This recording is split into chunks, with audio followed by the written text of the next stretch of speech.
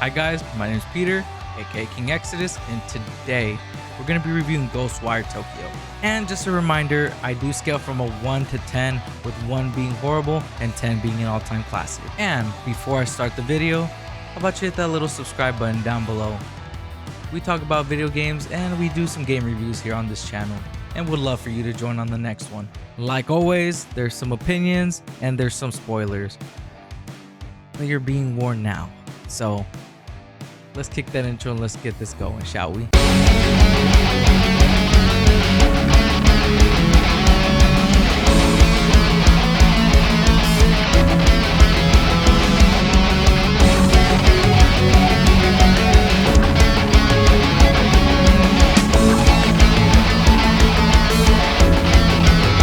Ghostwire Tokyo is an open world imagining of real life Tokyo that tells a story of grief and accepting peace within oneself. You play as Akito, a young man who's possessed and subsequently saved from a motorcycle accident by a powerful spirit who's named KK. KK is an older man who has fallen to his death and has not accepted that his mission on this planet is complete. He's looking for a host to help him complete his journey. Having been woken up by KK, Akito is introduced to all these entities walking through a deadly fog while a man with a Hanya mask on claims to Obey, great soul. Heed my call.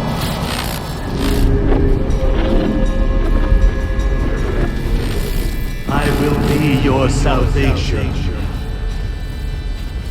your soul redemption. Your souls shall be purified and form the foundation of the world to come. A suitable vessel has been ready in anticipation of your arrival. Now, gather forth. The walking entities are called visitors. There's a variety of them with different abilities and styles, but they all have one thing in common. They're all hostile. Akito and KK learn to cope with their specific situation. Akito settles on helping KK out if they go check out Akito's sister, Mari, who's in a coma in a local hospital. When meeting Mari, the villain, Hanya, is introduced. Hanya realizes that the sister has something that he can use to open the spirit world. With KK and Akito having a similar objective, they agree to work together. But first, they must get stronger. As Akito, you are human, which means there is not much you can do, especially in those moments where you're separated from KK. In those cases, a bow can be used that was received early in the game. Akito can also use KK's supernatural powers called ethereal weaving, which includes wind, water, and fire affinities. All three have a charge attack, which makes their normal attacks a little bit stronger. As the visitor's health lowers, it can expose their core and be pulled out from them. As I explained earlier, this is an open world game, but it is not as open early on since the deadly fog has spread all across Tokyo. The only way to clear it is by cleansing a torii gate, which includes defeating a group of visitors. Once defeating them, it gives the player a chance to cleanse it and allowing you to progress. Some of these torii gates come with relics, which are one of the few collectibles in Ghostwire. The other collectibles include voice logs for some lore, Jizo statues which help enhance your elemental spells. And one of the main objectives in the game is collecting spirits, which are deposited into payphones around town to help the player level up. Another way to level up is through some side missions, but they can be tedious, and I openly decided to do them after the main story. Leveling up allows the character to gain spirit points for abilities, ethereal, and equipment trees. And we all know how those work, right? To avoid some minor spoilers, go to this timestamp to direct you to the score I give this game. Going through this story, grief is a large part of this game. KK and Hanya have both lost their wives and daughters. Hanya, instead of attempting to accept it, he wants to bring them back by combining the spirit world and real worlds, using Mari in this ritual to complete this. They're not the only ones learning grief, as Akito must accept his parents' passing in sister's coma after years of mistreatment through a beautiful virtual flashback. Key moments are shown, good and bad.